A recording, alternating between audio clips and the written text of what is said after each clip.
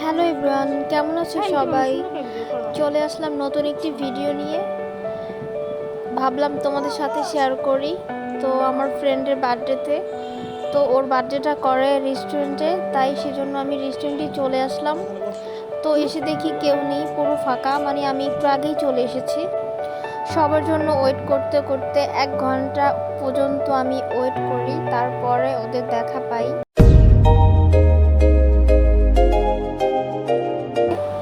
তারপরে নিজের ভিডিও নিজেই করছিলাম।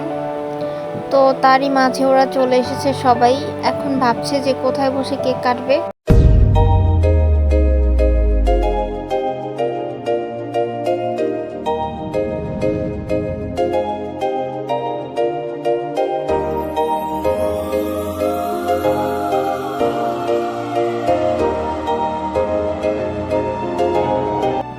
তো অনেক দিন পর ওদের পেয়ে আমি খুবই খুশি হলাম।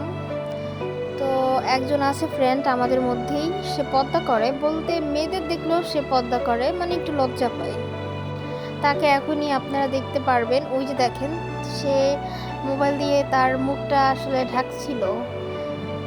ওর এই ব্যাপারটা নিয়ে আমরা সবাই মজা করছিলাম।